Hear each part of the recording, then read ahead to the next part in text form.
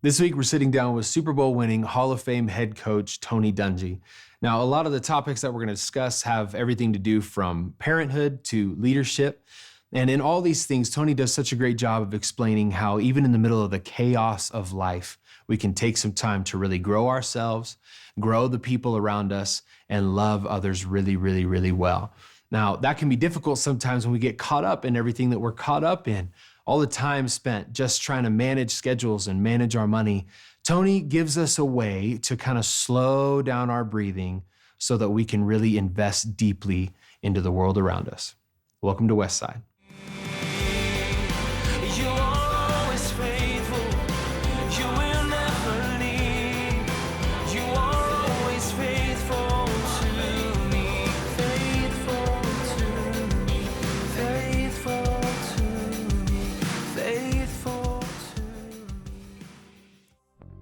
First time I made a decision to follow Jesus was decades ago. I was born and raised in a pastor's home, and so it was just kind of what you did. But I realized that there's a difference between being part of a religion, Christianity, with having a relationship with Jesus.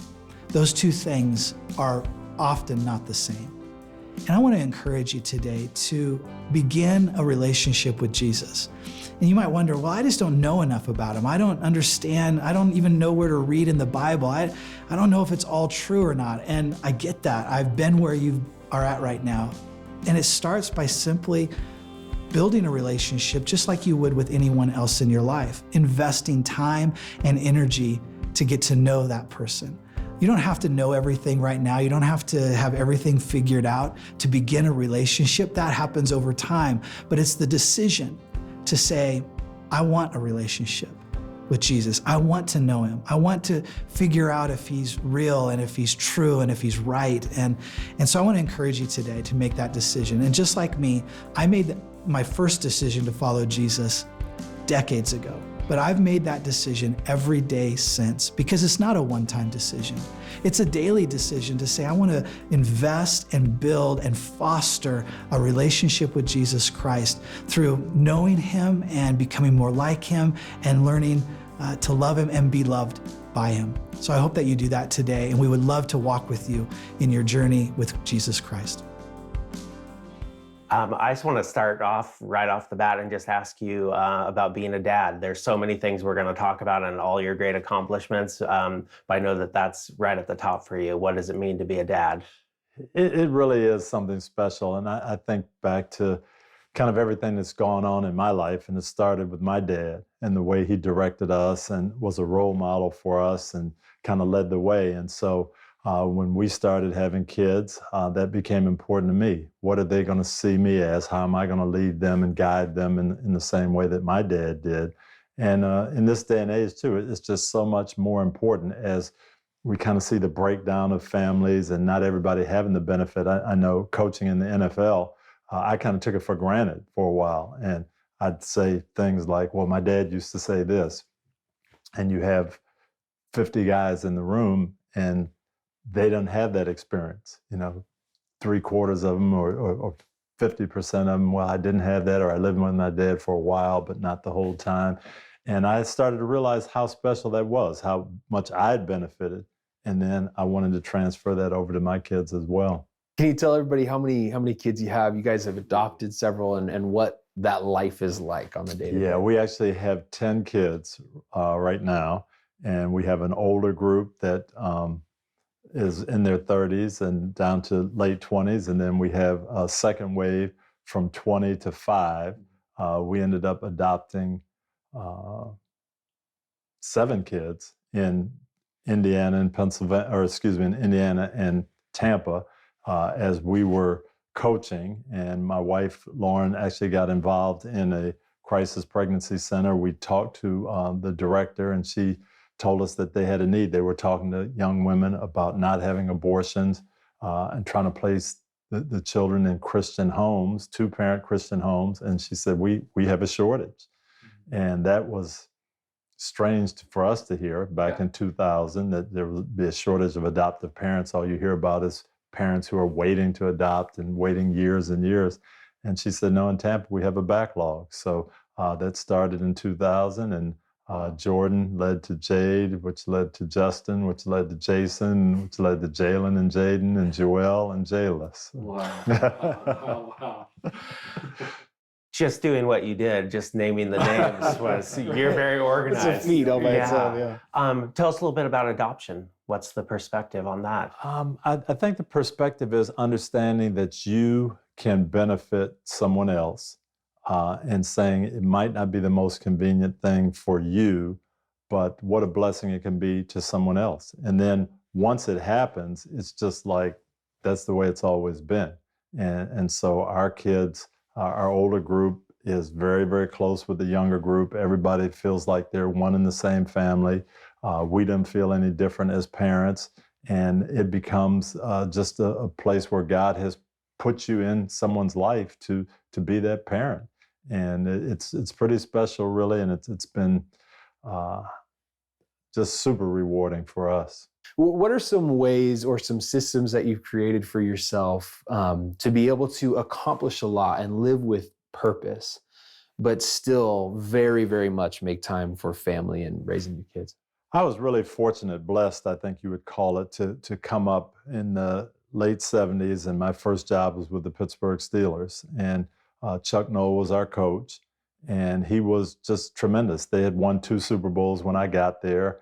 And I still remember the first meeting that we ever had. I had my notebook out. I'm in the front row waiting for him to tell me how I was going to make the team, and more than that, how we were going to win more Super Bowls. And the first thing he said was, welcome to the National Football League. You're now getting paid to play football, so that makes it your profession, and you've got to treat it as such. But don't make football your whole life. If you make football your whole life, you're going to be disappointed. He said, I think my job is to help you find your life's work, find out what's going to give you meaning, and it's probably going to come outside of football. And I remember writing this down, and I was shocked. I mean, I'd never heard a coach talk like that, and certainly not a guy who had accomplished that much, telling us that football is just a small part of what you do. But he lived it out for us, and he made sure that we understood that family was important, getting involved in the community was important, doing things that were going to make Pittsburgh a better place to live. So I had that experience for 2 years as a player, and then I went to work for him on his staff for the next 8 years. And he made sure it was a family-friendly atmosphere. As a matter of fact, we had what he called Family Saturday. Saturday was the day that everybody brought their kids to practice. And your kids could come out on the field and hang around. And some of my fondest memories when I was very young is my son would sit on John Stallworth's lap when it was our defensive period to practice. And then when the offense went out there and John had to go out, his son would sit with me and I'd watch him while the offense went. And that's just how we did things. That was the Steeler way.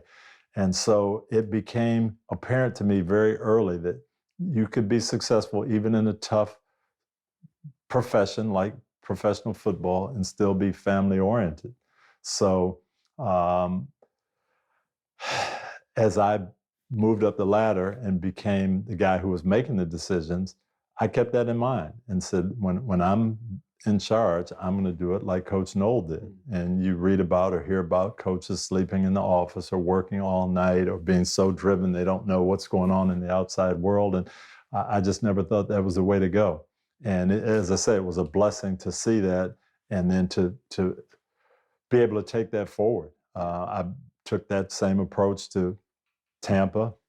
Some of the assistant coaches who worked for me took that approach other places, and Lovie Smith went to Chicago and won with the Bears and had the same family style approach. Mike Tomlin took it to Pittsburgh and won again, kind of round 2 with the Steelers. Herm Edwards, all the guys that worked for me felt that was important. And I remember when I went to Indianapolis to coach the Colts, and they had never had kids in the building before. And that was one of the first things I said, well, this is going to change. You guys are going to have to get used to this. I think we had 5 kids at the time, and I said that they're going to be here and it's going to be rowdy and noisy. As a matter of fact, I remember Mike Tomlin. He was a young coach, and he came and interviewed with me. I was at University of Cincinnati at the time, and he said, and I had forgotten all about it, but he said his first memory, he came in for his interview, and Justin, one of my boys, was like 8 years old, playing on the floor, playing video games on the floor. He said, I had to step over a kid to interview for this job. But it stuck with him that, hey, you can do this and you can be involved with your family and you can set the tone the right way. And so that's something I'm really proud of. Oh, that's just awesome. That's so inspiring. Makes so great. What as you've had so much success leading, and you Super Bowl champion, and I feel like with the books you've written, leadership is a word that just when I think of you, that's the word that comes to mind. So I want to ask you, as the leader of your family, what can you tell us? What kind of tools could you give us or advice on how do you lead a family in a way that how do you lead kids in a way that they want to follow you?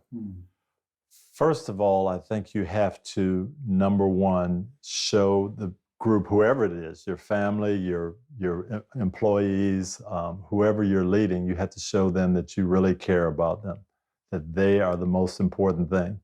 And if they get that, then they'll be ready to follow. But if they think you're just out there leading arbitrarily and you have to follow me because you have to or because I say you must, then it becomes tougher. So it's all about building relationships. And again, I go back to Coach Noll. He told me that when I started coaching. I said, I've never coached before. What do I do? What's my job? And he said, well, you only have one job as a coach, help your players play better. But to do that, you're going to have to get to know each and every one of them, find out what their strengths are, what their weaknesses are, and zero in on each one and help them individually be the best they can be.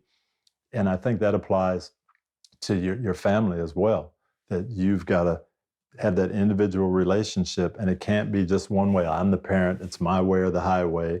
No, you have to find out what each child and your wife needs to be successful and then try to draw that out of them. But if they really believe that you want the best for them, that's when they're really going to tend to follow you.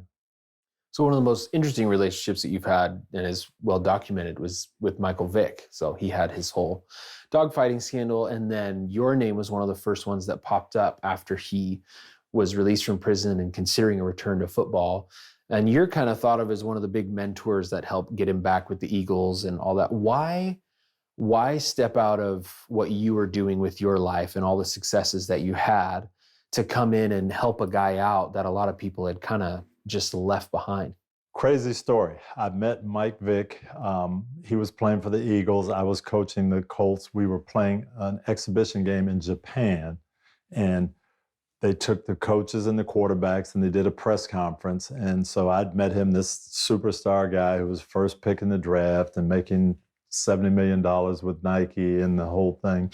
And we were talking about the game and talking about life. And he knew that I lived in Tampa part-time and I like to fish. And he said, oh man, I love to fish too. One day we'll have to go out and do that. I would really enjoy fishing with you. So that's how we kind of left it.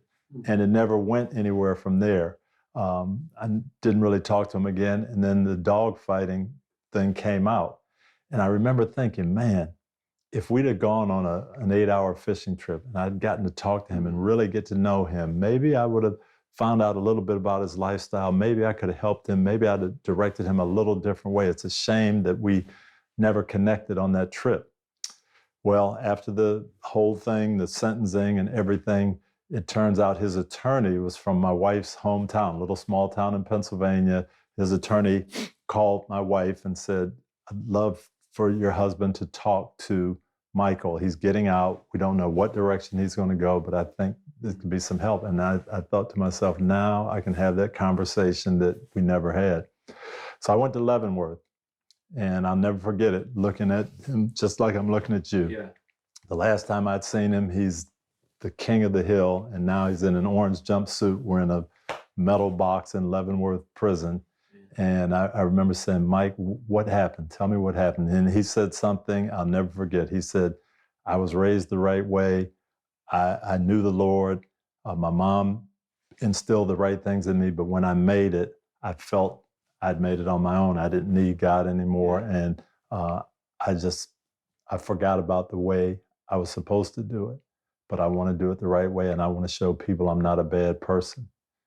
And when he said that, You know, it wasn't like, hey, I want to get back and play. I want to make this money back, or I want to do this. I want to get to a Super Bowl. He said, I want to show people I'm not a bad person. And that's when I thought, you know, there's something there. And so we just kind of stayed in touch and we talked through things. And I'm really, really proud of him because he did just that. I didn't think he was going to be able to come back and play and regain that athletic form, but that wasn't the big thing. The big thing was coming back and being a role model and showing kids that, hey, if you're not careful, you can make some bad choices. You can go down the wrong road. You can get involved with the wrong people, and you need to be careful. How does your, you mentioned, you know, that Mike had the background with the Lord and that he had basically moved away from that a bit and in his perspective. How does your Christian faith and your relationship with the Lord shape your parenting and your leadership and your overall approach to this life? It absolutely guides everything I do. And that's what I got. You wouldn't believe the mail that I got after that. How can you talk to Michael Vick after what he did to those dogs, and how, you know, and you think, gosh, doesn't Christ tell us that he's the God of second chances, that if people truly repent, that we're supposed to embrace them? So I think my Christian beliefs have influenced everything that I do, from how I coach, how I parent, what I try to do, what causes I try to get involved with. That it's really my guidepost. So you talked about different kind of ways of evaluating different players and finding strengths and weaknesses in those relationships that can kind of help flourish. I've got, like I said, 2 kids. They're very different. Strengths and weaknesses are different. My son has never slept. He was up at 5 this morning asking if he could play Madden on the Xbox before we left. And do you find yourself maybe, to use kind of a cold term, almost evaluating the different kids and going, okay, maybe this one needs to be parented or talked to a little bit this way? What's your process for that? Do you think about it that way? And you do, and the kids don't think it's fair. But that's the one thing you have to understand. And again, I learned that from my dad and from Coach Noel, that everything equal is not necessarily fair. If we treat everybody equally, that might not be the best thing. We can treat everybody fairly. And I can remember my dad disciplining me. The worst thing I could do, I sound like your son, worst thing you could do, he'd say, all right, you messed up, sit down in that chair, watch TV, and don't move. And that killed me. That was like, I can't, you know, where my sister and my brothers would say, that's not a punishment. How can, you know, you got to spank him, you got to do something. But he knew me. That was, I mean, I would never, whatever I did, I would never do it again if I had to sit in the chair and watch TV for 3 hours. So he understood me, and he knew how to get the most out of me. He knew what I needed. And I have learned that with my kids too, that everything is not the same. You got to treat every situation differently. And what you have to do is try not to compare, you know, this is better than this, or this, he's smarter, or he's a little farther along, but just know he needs help in this area. He has a concern in this area. She has a concern in this area. And I've got to see if I can get that fixed. But I think that is super important, that you try to meet each one where they are. I did that with my players. I've always done that with our kids. All the things you do, that many kids, all the accomplishments, you must have a really strong relationship with your wife to be able to make all of this happen. What does that look like? Lauren has been fantastic. We actually met, it was a blind date. I was with the Steelers at the time, the chaplain. We had a relationship with this particular church. Father and son breakfast at Father's Day every year. One of my teammates, Ted Peterson, couldn't go at the last minute, got sick. The chaplain says, oh, I need you to go. And so I went. The minister said, oh, I'd love to introduce him to a girl in our congregation. And I was like, no thanks. But he was right. She was perfect for me. And we've been married 38 years now. But we have the same ideas about how to raise kids, what's important in life, the same spiritual principles, same belief in Christ. So we're kind of in lockstep that way. You've seen it from so many angles. What advice would you have for parents of athletes? Parents who have kids that love sports and they want to support them. They want to give them all the opportunity to succeed, but also find the balance of what that looks like. And I think you hit it with the word balance. I love athletics. I think athletics gives us a lot of positives. And parents just can't allow it to go over the top. Encourage them if they have that aptitude, let them explore it, but also get them to understand that athletics is not the end result that you're looking for. It's something you're going to enjoy that's going to help you do things, but don't think it's the most important thing. When I talk to young people, I get this question all the time. I want to play in the National Football League. What do I need to do? And I'll say, hey, you need to be talented, number one. That's God-given. You may have it, may not. You need to do everything that you can to develop that talent. You need to be a good teammate, and you need to be a hard worker. There's 50 million people with the same goal that you have, and you got to be willing to outwork those other 49 million. But understand that if you do make it there, it's not going to last forever. There's going to be a time when you will be a former athlete. So you have to work just as hard in everything else. You have to work just as hard in your academics, just as hard in your social skills, just as hard in being a good person. And so that balance of, yes, hard work in my sport, but hard work in everything else, that's critical. To kind of jump off of that, we talk about, even in the car ride over here, we talk about endurance. How do you put that into young people or coaches or whoever? Because a lot of people possess a lot of skills or they get opportunities.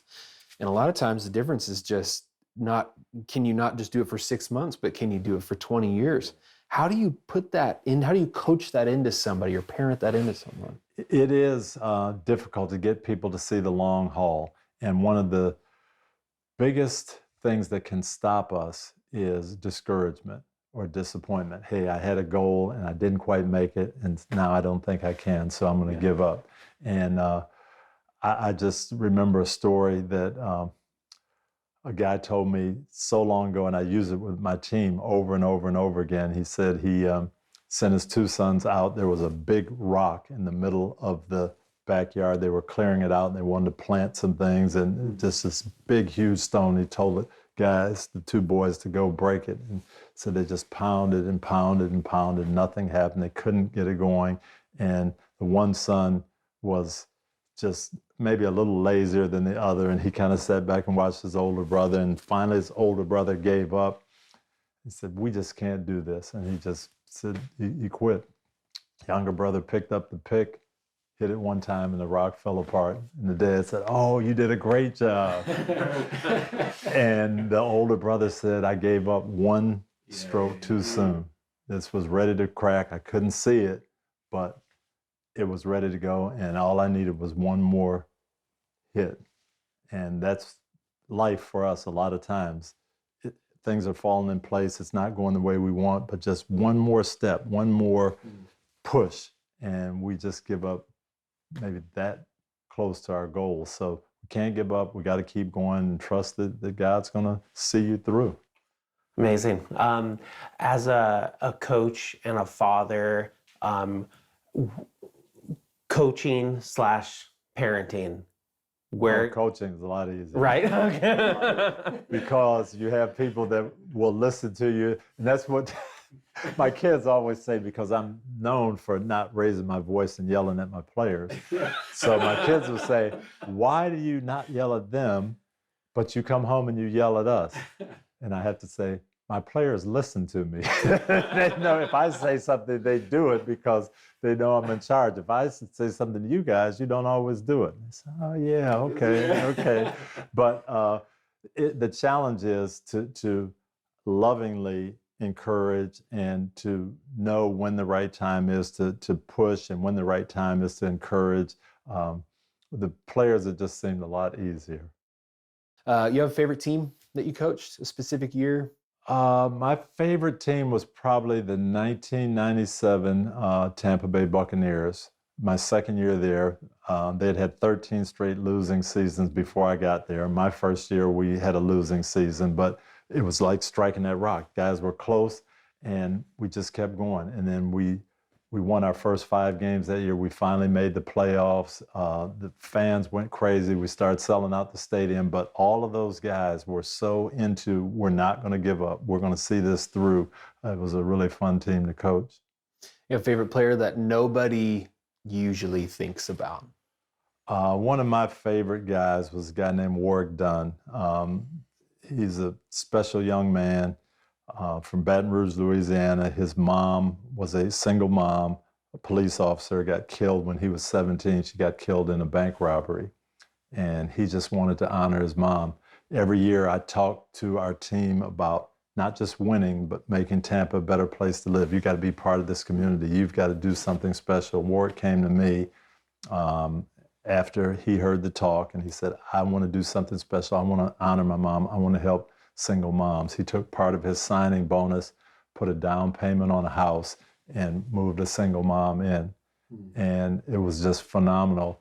But he's done 175 of those homes now over the years, just helping single moms get started because he wanted to make a difference in life. And to me, that's a winner off the football field.